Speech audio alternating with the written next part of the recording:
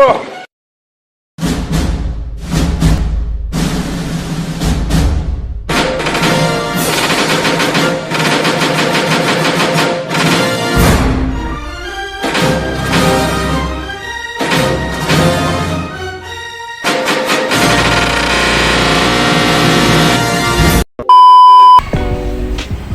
warahmatullahi wabarakatuh. Perkenalkan, nama saya Fabiano Pramudia dan Mariana. Di sini kami akan menjelaskan yang pertama tentang kisah perjuangan umat Islam pada masa penjajahan yang ditokohi oleh Pangeran Diponegoro dan Tengku Umar. Yang kedua, perjuangan umat Islam pada masa kebangkitan nasional yang ditokohi oleh Postokro Aminato Taha Ahmad. Bombastic side eye, criminal offensive side eye. Pasca kemerdekaan yang ditokohi oleh Prof. Hamka, Gus Dur dan B.J. Habibie. Oke, langsung saja. Yang pertama akan membahas tentang Pangeran Diponegoro yang melawan penjajahan Belanda. Apa yang kamu ketahui tentang Pangeran Diponegoro? Itu apa sih? Pangeran Diponegoro itu salah satu tokoh besar yang penerangan militernya disebut Perang Diponegoro atau juga disebut sebagai Perang Jawa. Tapi apa sih yang menjadi pemicu awal perlawanan? Awalnya Belanda memasang patok di tanah milik Pangeran Diponegoro, Tegorejo. Ini jadi puncak ketegangan karena sebelumnya Belanda sudah lama menginvestigasi budaya, agama, dan memeras rakyat lewat pajak yang berat. Jadi bisa dibilang ini bukan sekedar perang militer, tapi Bombastic side eye. juga perang mempertahankan agama dan martabat ya. Benar, Diponegoro bahkan menyebut perlawanan ini sebagai peran sabil, perang melawan kaum penjajah yang dianggap bertentangan dengan nilai-nilai agama. Semangat ini menyebar luas, bahkan banyak ulama seperti Kiai Mojo ikut bergabung. Wah, luar biasa. Tapi perlawanan ini kan bertahan lama, sekitar 5 tahun. Apa yang membuat pasukan Diponegoro itu kuat di awal? Ada beberapa faktor seperti strategi gerilya yang cerdas, semangat juang yang tinggi, dan awal perang. Pasukan Belanda masih fokus di Sumatera Barat karena perang Padri. Lalu kenapa perang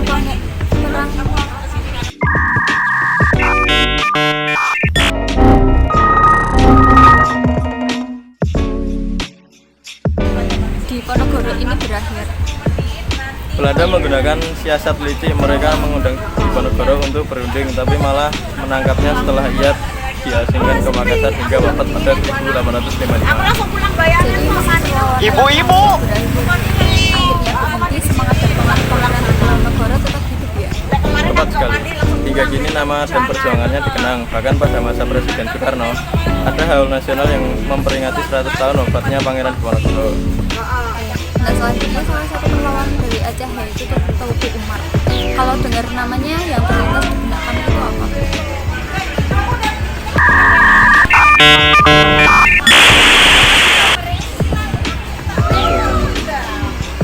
A few moments later. Nah, selanjutnya salah satu pahlawan nasional dari Aceh yaitu Tengku Umar. Kalau dengar namanya, apa yang terlintas di benak pikiran kamu? Pastinya semua orang pejuang yang dikenal dengan strateginya yang unik, yaitu berpura-pura bini gue itu cantik banget. untuk mencuri senjata mereka. Bisa dibilang ini taktik yang sangat luas dan cerdas di zamannya. Iya, benar banget. Tengku Umar melalui perjuangannya sejak muda. Loh, bahkan pada usia 19 tahun sudah terlibat dalam perang Aceh. Awalnya dia berjuang di daerah asalnya, Meulabo, Kunti bogel, Mang. sebelum kemudian meluas ke wilayah Aceh Barat. Wah, luar biasa. Tapi aku penasaran kenapa dia sampai berpura-pura bergabung dengan Belanda. Jadi itu adalah strategi. Dengan berpura-pura bergabung, dia berhasil mendapatkan logistik senjata dan pasukan tambahan dari Belanda. Tapi ini tidak berlangsung lama karena pada akhirnya dia berbalik menyerang Makassar. Oh, aku dengar salah satu aksinya yang terkenal adalah saat dia membebaskan kapal Inggris Nirejo. Apa yang terjadi waktu itu? Betul.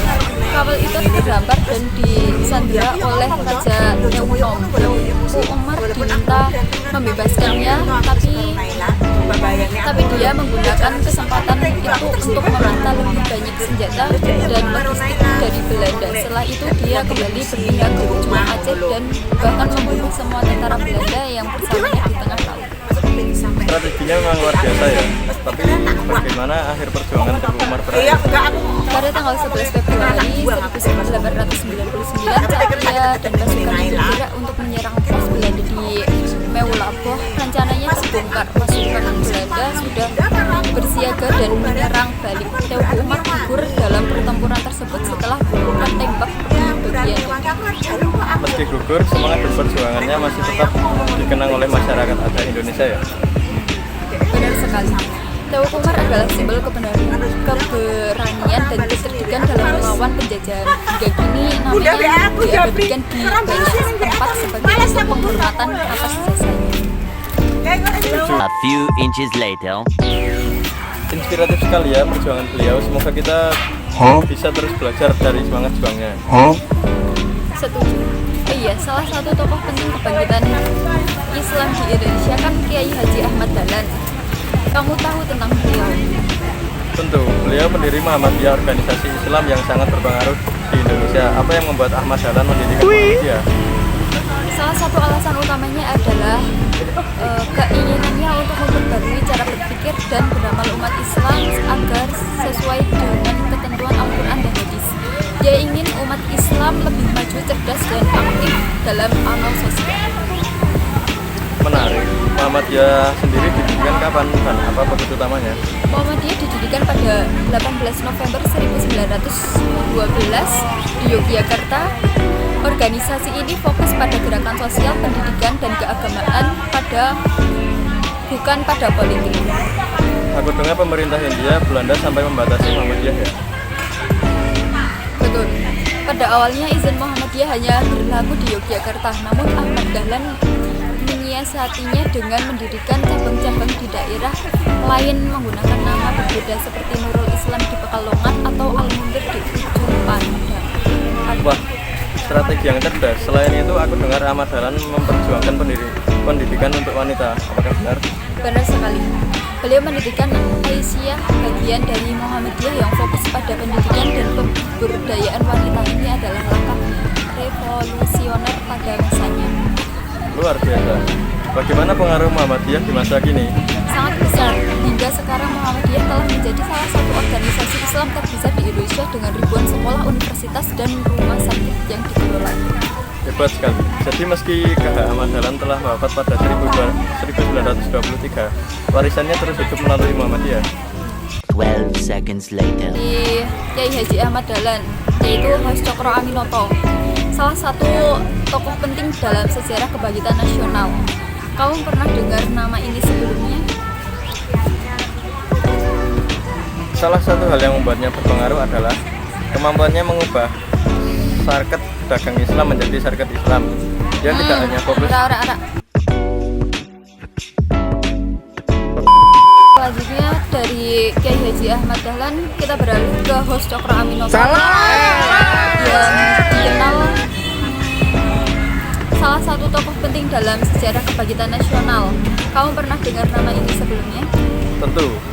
Host Cokro Aminoto adalah tokoh besar dalam syarikat Islam yang dikenal sebagai guru dan tokoh-tokoh besar Indonesia seperti Soekarno, Musso, Kartosuwiryo. Tapi penasaran apa yang membuat dia begitu berpengaruh? Salah satu hal yang membuatnya berpengaruh adalah kemampuannya mengubah serikat dagang Islam menjadi serikat Islam yang tidak hanya fokus pada perdagangan tapi juga merambah ke ranah politik. Di bawah kepemimpinannya, SI menjadi salah satu partai politik berbasis Islam yang berpaling sukses saat itu. Wah, keren banget ya. Tapi aku dengar SI juga sempat mengalami perpecahan. Benar, perpecahan terjadi karena infiltrasi komunisme yang dipimpin oleh Semauh dan rekan-rekannya seperti Alimin dan Tan Malaka. Host Cokro Aminoto memimpin kubu SI Putih yang tetap berpegang pada nilai-nilai Islam dan akhirnya mengeluarkan Semauh dan Darsono dari SI. Jadi meski ada perpecahan, Host Cokro Aminoto tetap dihormati oleh semua pihak. Tepat sekali. Wibawanya sebagai guru dan pemimpin tetap diakui bahkan oleh mereka yang berbeda pandangan. Selain itu, dia juga dikenal dengan kata-kata mutiara yang sangat inspiratif kan? Betul, salah satu yang terkenal adalah setinggi-tinggi ilmu, semurni-murni tauhid, sepintar-pintar siasat. Ini menggambarkan betapa pentingnya keseimbangan antara ilmu, keimanan, dan strategi dalam berjuang. Filosofi yang sangat luar biasa ya. Lalu bagaimana pengaruhnya terhadap tokoh-tokoh besar seperti Soekarno? Soekarno belajar banyak dari Basuki Aminoto, terutama tentang politik, pergerakan, dan bagaimana membangun visi kebangsaan. Bahkan banyak ide-ide Soekarno terinspirasi dari pemikiran gurunya. Luar biasa. Jadi meski Basuki Aminoto meninggal pada usia 52 tahun, warisannya tetap hidup melalui murid-muridnya dan perjuangan untuk bangsa ini. Tepat sekali. Oke, selanjutnya kita beralih ke Kiai Haji Muhammad Hasyim Asy'ari. Tokoh besar Nahdlatul Ulama. Apakah kamu pernah dengar tentang beliau? Tentu saja, beliau pendiri NU dan tokoh yang sangat berdata dalam perjuangan bangsa. Jadi bagaimana kisah awal hidupnya? Beliau lahir di Jombang pada 14 Februari 1871. Sejak kecil, Hasyim Asy'ari belajar agama dari keluarganya dan melanjutkan pendidikan di berbagai pesantren. Ia juga menimba ilmu di Mekah, berguru dan pada ulama-ulama besar, termasuk Syekh Ahmad Khatib dari Minangkabau. Wah, pendidikannya luar biasa. Lalu kapan ini didirikan? NU didirikan pada tahun 1926 di tengah kebutuhan memperkuat tradisi Islam Ahlus Sunnah wal Jamaah dan menjawab tantangan modernisasi. Selain itu mendirikan NU perannya dalam perjuangan kemerdekaan juga sangat besar, bukan? Betul sekali.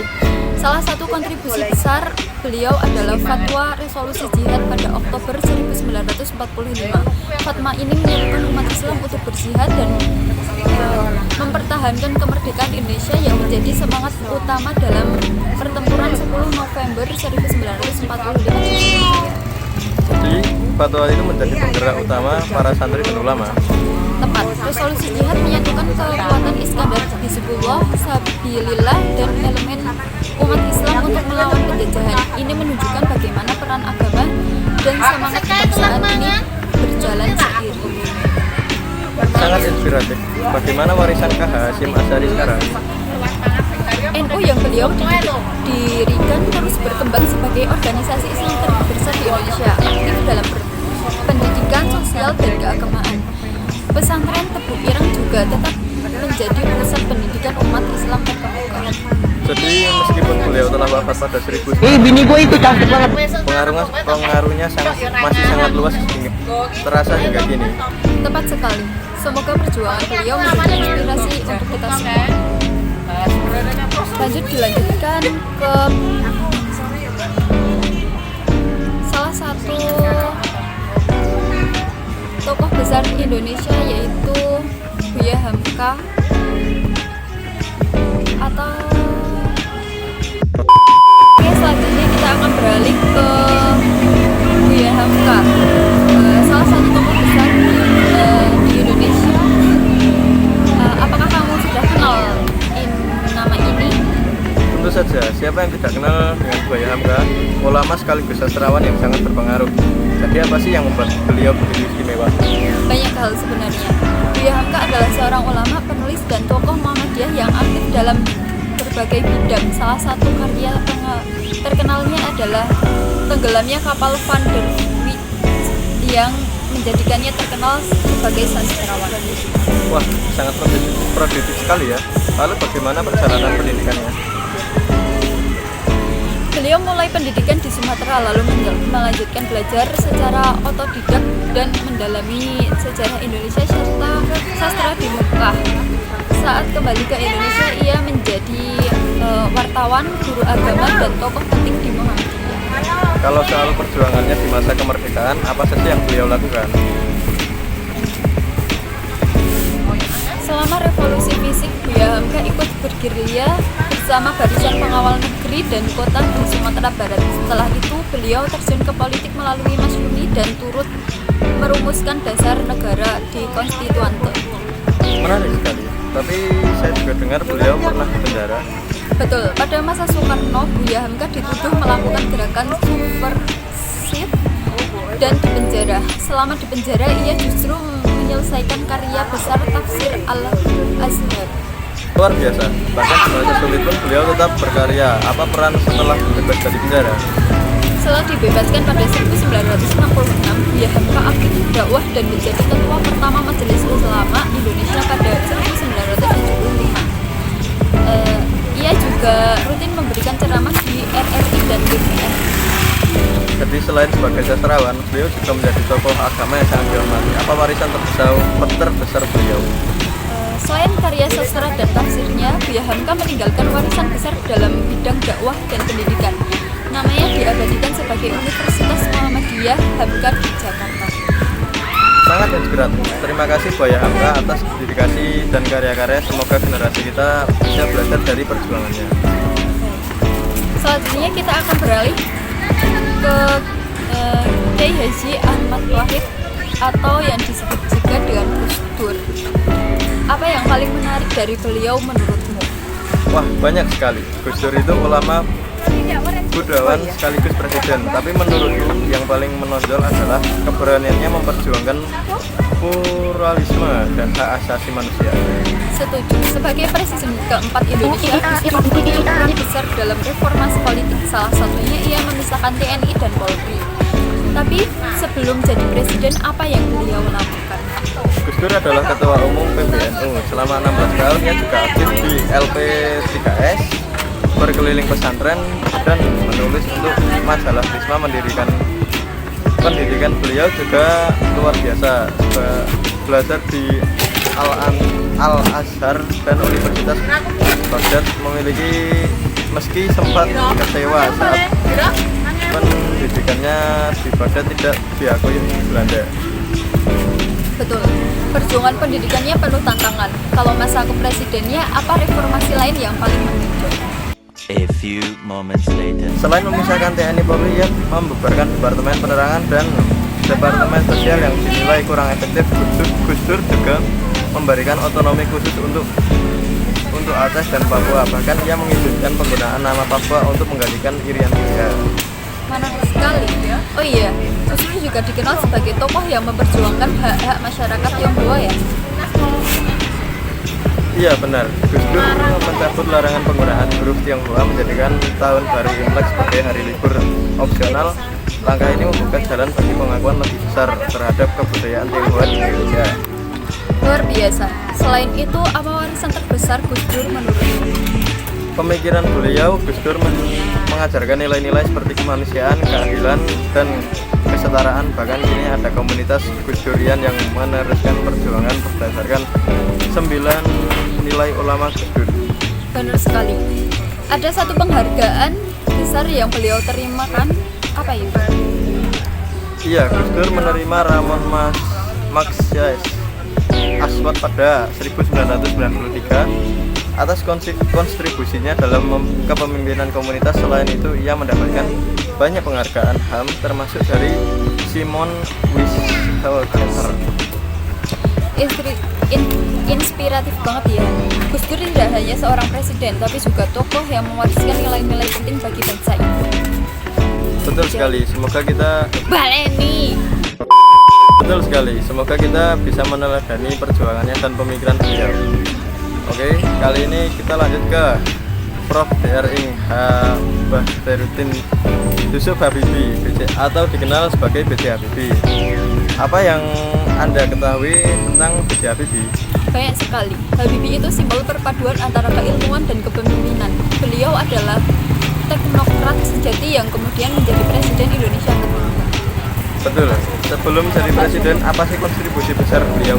Sebagai Menteri Riset dan Teknologi selama 20 tahun, Habibie membangun industri strategis seperti PTI, PTN, dan Pindad.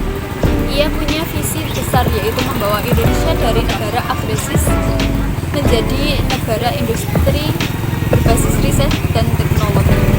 Hebat ya. Kalau dari sisi pendidikan, bagaimana perjalanan Habibie? Habibie kuliah di Jerman, meraih gelar doktor dan di bidang penerbangan dengan predikat summa cum Laude. Dia juga bekerja di perusahaan penerbangan Jerman sebelum pulang ke Indonesia atas permintaan Presiden Soeharto. Menarik sekali. Nah, saat jadi presiden, apa saja pencapaian utamanya?